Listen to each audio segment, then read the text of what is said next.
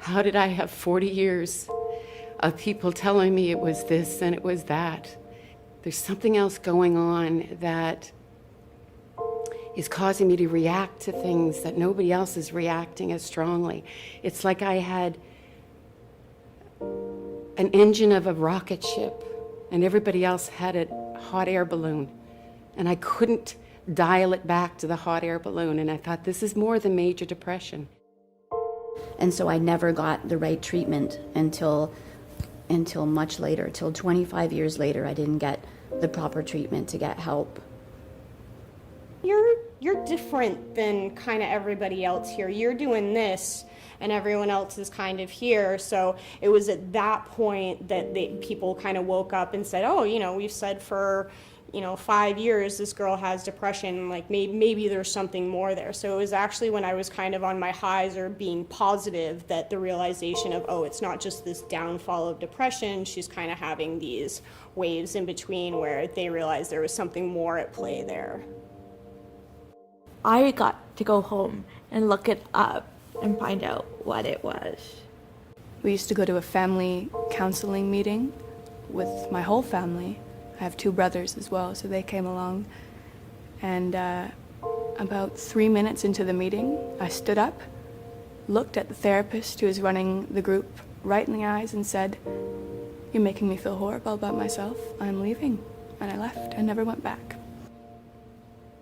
Back then, I felt so empty all the time. And it was so hard to breathe. Like, breathing hurt physically and emotionally. And it was so exhausting. Like, getting up in the morning and opening my eyes, and it would just be like, oh, I'm alive, and it's exhausting, and it hurts. And everywhere I walk and everything I do is just meaningless and pointless. And like living and being alive, it hurt so badly. Imagine being a person who gets dropped into a village in a foreign land.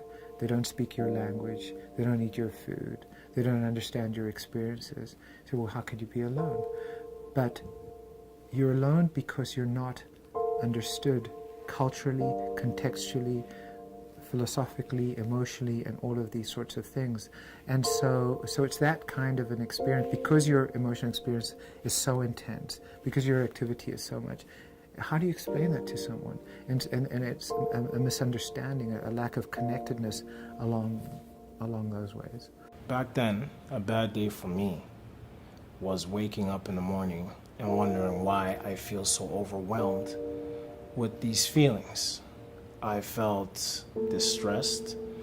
There's times my heart would feel like it was crushing. I would cry, and I wouldn't understand that. I felt alone.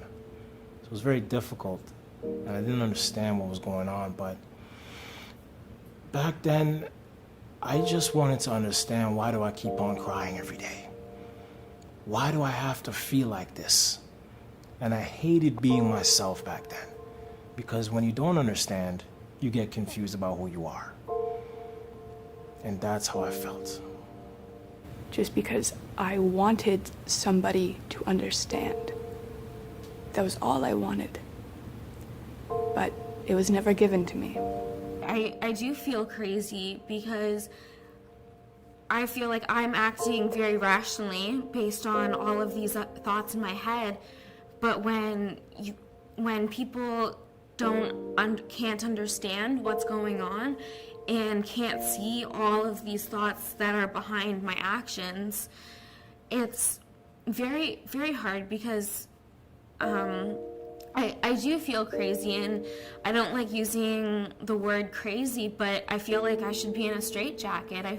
I feel like I'm going back to a time when I should be locked in a padded room. It's not so much the fear of abandonment, it's the extreme reactions to fearing that abandonment. Now, the problem with people with borderline personality disorder is that they at times can fear abandonment even when it's not there. I think I had a lot of abandonment issues. I got into relationships because I was lonely and I needed the attention of somebody and the love from somebody to make me feel whole. I dealt with a lot of feelings of emptiness, and so I was just looking for somebody to fill that. And even though I was with people, I always feared that I was going to lose them. I got jealous really easily because I wanted to be their one and only, like they were my one and only. People with BPD, we use the term like favorite person, because when you're in a relationship with somebody and you have BPD, they just become your everything. And they're all that matter. And I idolized a lot of my relationships, even though they weren't the best for me. I idolized a lot of people who didn't really support me or, you know, weren't there for me when I was going through my hardest struggles. You know, I just canceled a coffee date. Like, I don't understand why, you know, you're reacting like I just broke up with you kind of thing. But in my head, that's what had happened. And so I would push them away because I became so, you know, high maintenance as a friend that I ended up doing exactly what I was scared of, in terms of I was so scared of everyone leaving me that I would push them to leave me. And looking back, I realized I did that a lot. When I was with my boyfriend, there was times when one day he had to go to work, and something in me, I thought, he's never going to come back, and I attempted suicide just to get him to stay home. So one of the tragic statistics is that it really is a very lethal condition, and that in historical populations, one of the data points that we had was that in people who required hospitalization, about 10% of people with borderline personality would kill themselves. And so when a person with borderline personality disorder says that they're suicidal, it is imperative that the mental health professional or the family member take them absolutely seriously. And a close cousin to suicidal behavior is self-injurious behavior. And I know that when I was trained as a doctor, a lot of people would come in with self-injury, and they'd often be left to be the last people in the emergency room to be treated, because it was considered to be manipulative, attention-seeking, quote-unquote, a cry for help. And it turns out that research shows that that's rarely the case. You know, this like cut on my arm, so many people would call it a cry for help, but it was my way of regulating my emotions, regulating how I was feeling, giving myself something else to focus on.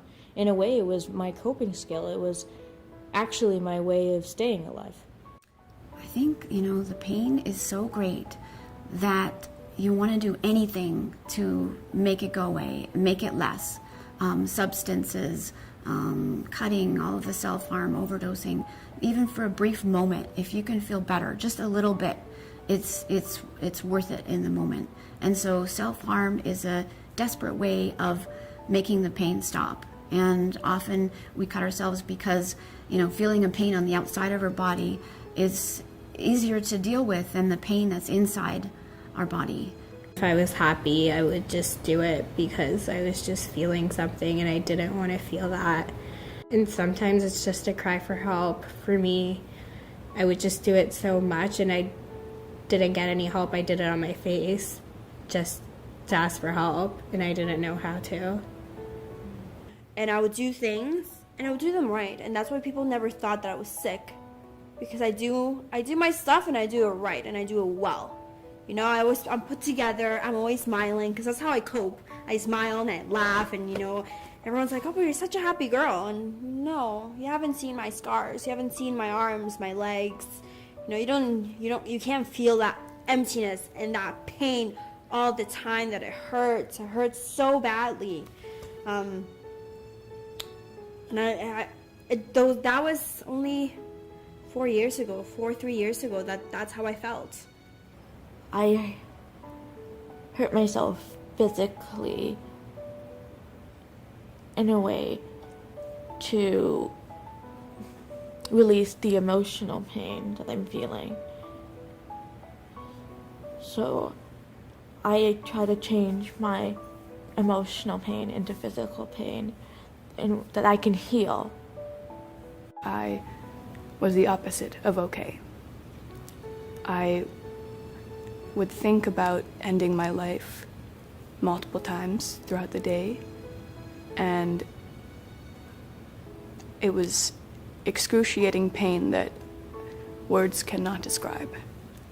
And I would pretend that everything was okay, and nobody knew any different until I came home, closed the door to my room, sat down in my bed, and then everything just came out. And I would cry and scream and ridicule until I fell asleep. That was a normal day.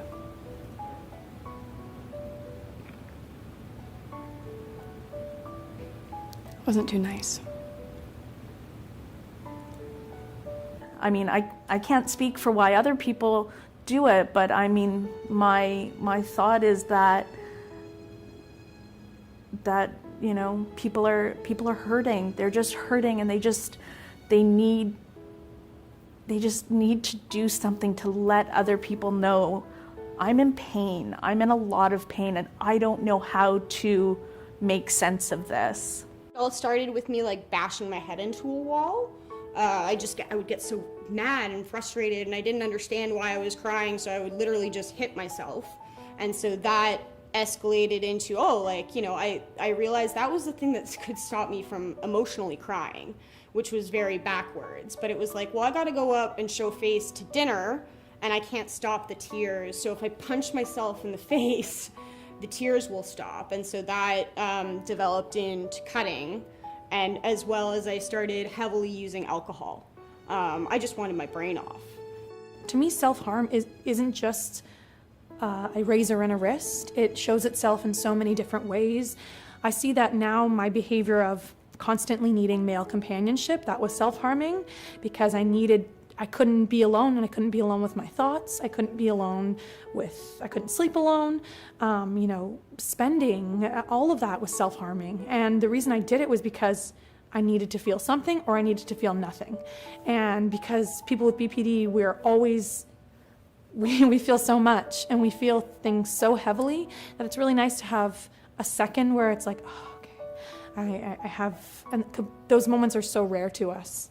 So I think that if I had a child who had borderline personality disorder, I would certainly want them to start in dialectical behavior therapy, just because the evidence for a lot of the behaviors that we've been talking about is the most robust.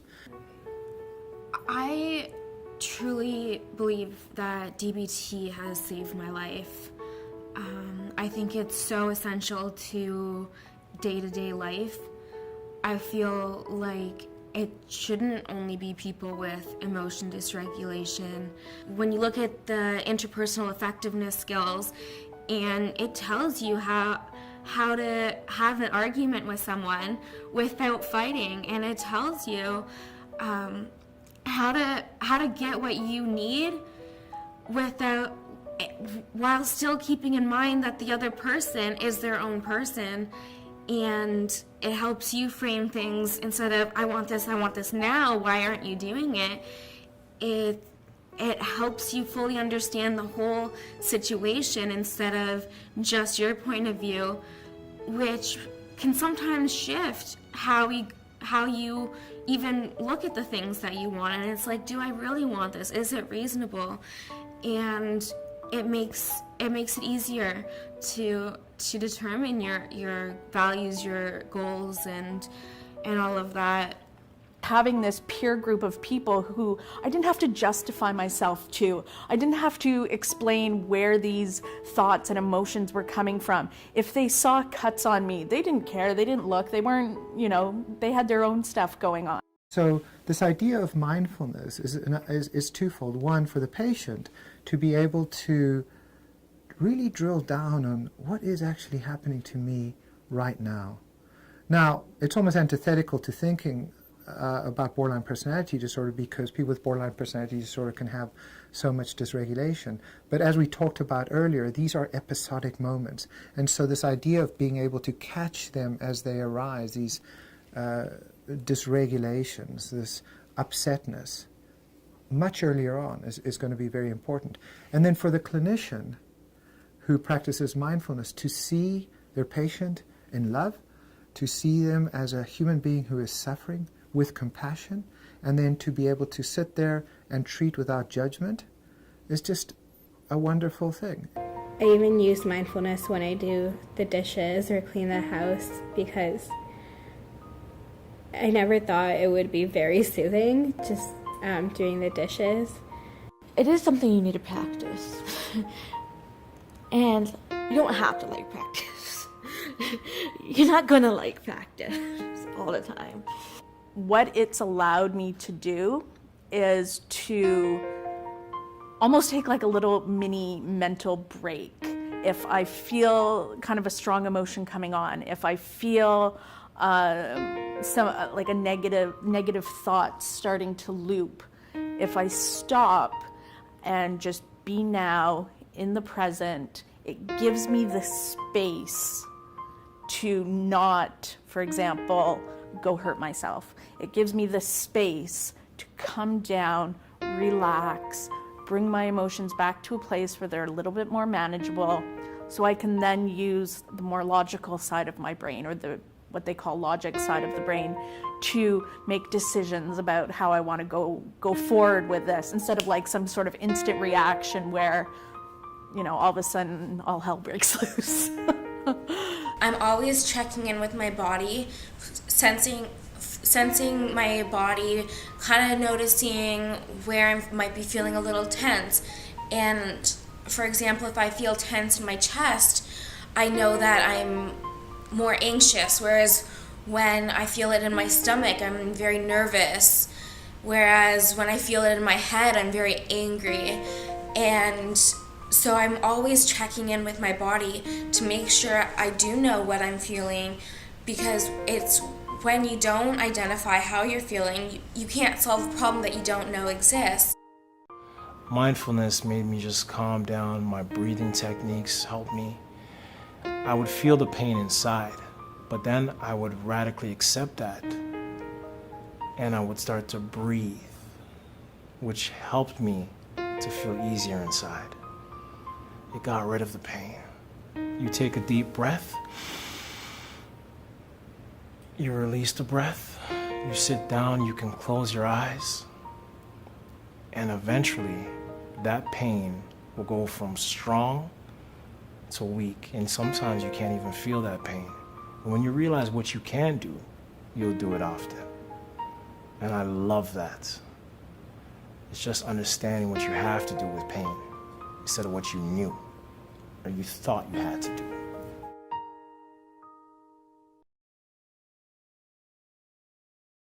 I think the most common misconception about borderline personality disorder is that people think it means like multiple personalities. So when I tell somebody that I have this disorder, they're like, oh, so there's like more than one of you up there? And that's just really, really annoying because I hear it a lot.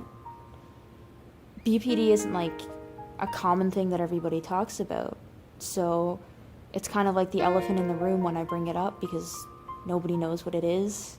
They have their own assumptions. And it bothers me the most that people are like, oh, so multiple personalities.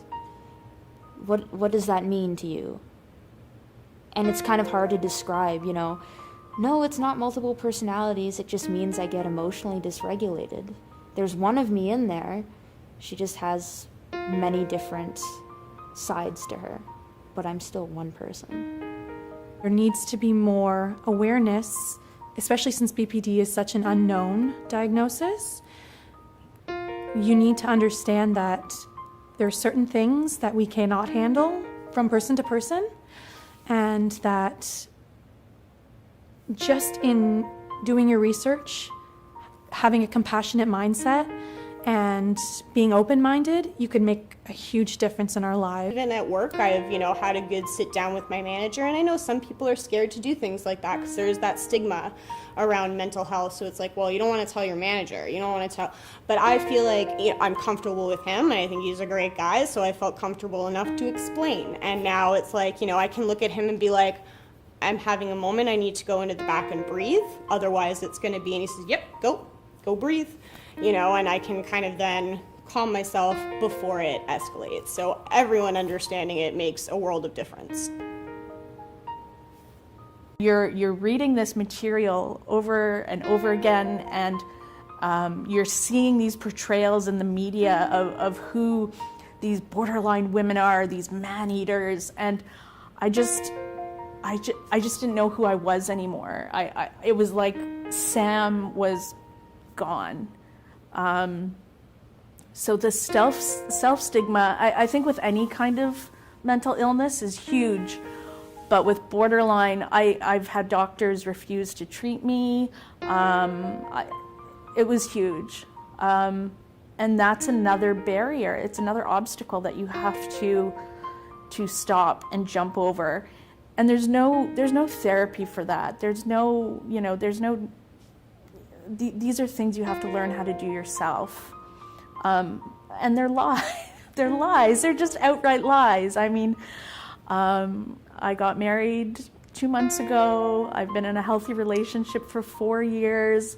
I know people with children. Like, these are all possibilities. These are all really hopeful things. So just, don't believe the hype. People always see that I have scars on my hands and I must be crazy or a psycho or this and that, and no, I'm just me. I love pandas and I love soccer and gymnastics, and I'm a regular person. I can just chill and watch movies, and I'm normal. I'm Maria, and I wish people would see that I'm not my labels. I'm not my past. I am my future, and I am gonna be the greatest person that I can be for others who don't have to go through all the crap I went through. I want to build that pathway that people don't suffer like I did. People don't have to advocate for themselves when they're 12 years old and they have nobody. I consider myself blessed, certainly in working with a lot of people with borderline personality disorder, because they challenge me to bring out the very best of myself in relationship to them. I think these are these incredible people who don't even see it in themselves. And if they can get to see how wonderful they are, that they are not second-class citizens, that they've labeled themselves that way, maybe because of things that have happened in their past, but that there's greatness within them as there's greatness within all of us, that they are as essential to the universe as any one of us is. Because without them and without us, the universe is not the same universe. The universe cannot be the same universe without either one of us. And so once they can see their own essential goodness, which is within all of them, then what we see is magnificent change and magnificent contribution to society. So this is a tattoo I got for my mental health journey, and it says, I am enough and that is revolutionary. Every time I would look down at my wrist where there used to be scars, I would be reminded of a positive message that, I am enough and that is revolutionary, that just the way that you are, you can get through whatever you're going through. If I can do it, then anybody can do it. And you just need to wake up and want help and ask for that help. Don't ask for that help, demand help.